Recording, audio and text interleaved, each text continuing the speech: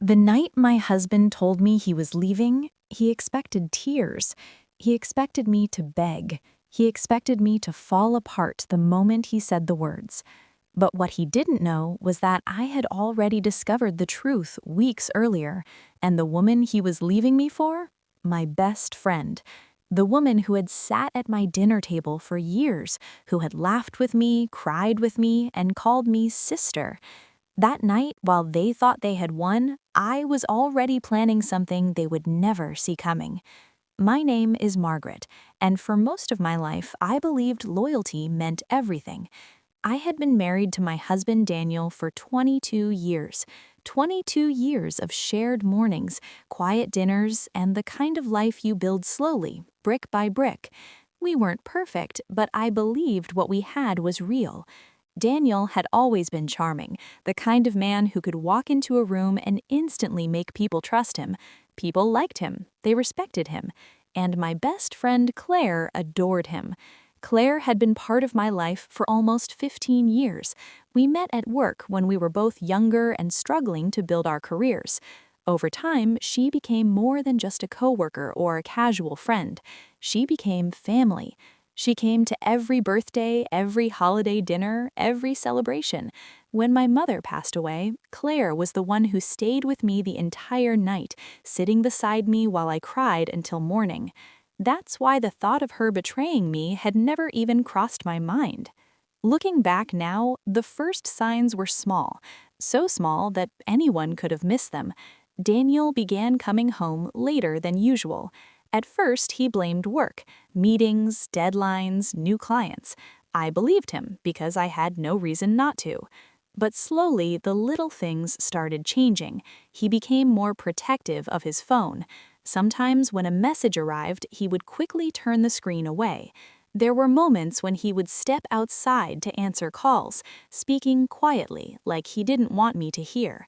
I tried to ignore the uneasy feeling growing inside me. I told myself I was overthinking. After 22 years of marriage, suspicion felt almost insulting. But sometimes the truth starts whispering before we're ready to hear it. One evening, Daniel told me he needed to travel for work, a short business trip, just 2 days. It wasn't unusual, he had taken trips before. That night, while I was cleaning the kitchen, his tablet lit up on the counter. A message notification appeared on the screen. I wasn't trying to spy on him. In fact, I almost ignored it. But when I glanced at the screen, the name made my heart stop. Claire, my best friend. At first, I smiled, thinking it must be something harmless. Maybe she was asking about dinner plans or sending a joke. But when I picked up the tablet, the message on the screen froze me completely. I miss you already. I wish we didn't have to hide this. For a moment, my brain refused to understand what I was reading. My hands began to shake. I opened the message thread, still hoping there was some kind of explanation. Instead, I found months of conversations, hundreds of messages, photos, private jokes, plans for secret dinners and hidden meetings. My husband and my best friend had been living a completely different life behind my back. The more I scrolled, the worse it became. They talked about weekends they had spent together while Daniel told me he was working late. They talked about hotel rooms, secret lunches, quiet moments stolen during the day. And then I saw the message that truly broke something inside me. Claire had written, "She trusts us completely. She'll never suspect anything." I stared at those words for a long time, not crying, not screaming, just staring. Because in that moment, I realized something painful. The two people I trusted most in the world believed I was a fool. That night, I didn't confront anyone. I didn't call Claire. I didn't send Daniel an angry message. Instead, I closed the tablet and placed it exactly where it had been. When Daniel returned from his trip 2 days later, I greeted him with a smile. I asked him about the meeting. I listened calmly as he told me story after story about work presentations and long conferences. Every word he spoke was a lie, but I didn't show it. Instead, I watched him carefully. The way he avoided eye contact sometimes, the way his phone never left his side. Over the next few weeks, I noticed more things: messages that made him smile, sudden plans to work late, and sometimes Claire would call me during the day just to chat, her voice cheerful and warm like nothing had changed. Listening to her felt surreal. She would ask me how my day was going while secretly sharing my husband's bed. That's when I made a decision. If they thought they could deceive me so easily, I would let them keep believing it, because the most powerful advantage a person can have is silence. I didn't confront them, I didn't reveal what I knew. Instead, I started watching, observing every little detail, every message notification, every suspicious excuse, and slowly a plan began to form in my mind. Daniel believed he was the one in control of the situation. Claire believed I was still her trusting friend. But they didn't realize something important. The woman they thought they had fooled had already seen everything. And the day Daniel finally gathered the courage to tell me he was leaving me was the exact day I had been quietly preparing for. Because while they believed they were writing the ending of my story, I was only just beginning to write mine. Because while they believed they were writing the ending of my story, I was only just beginning to write mine. The following days were tense, but purposeful.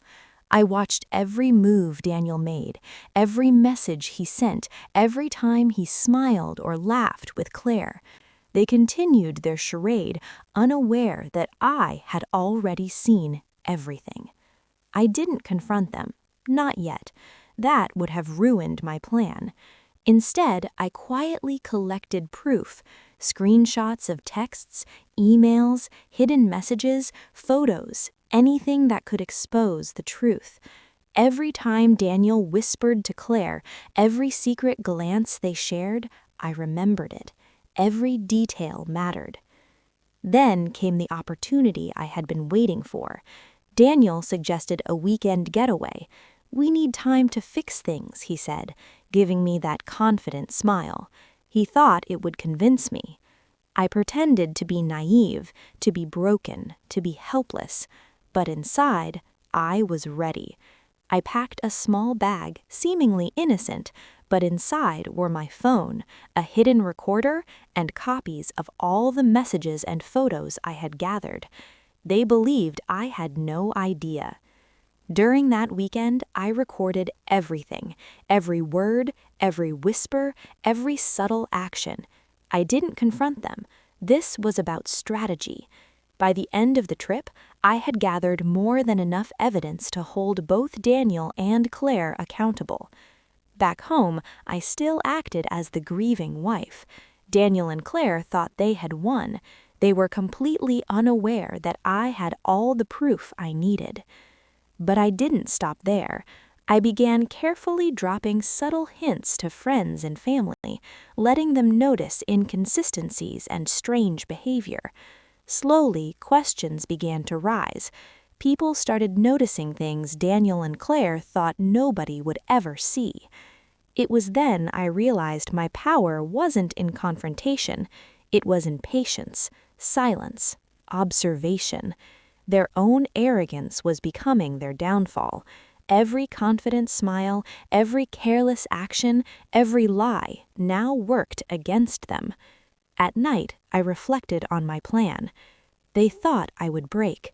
They thought I would run. But every move they make now strengthens me.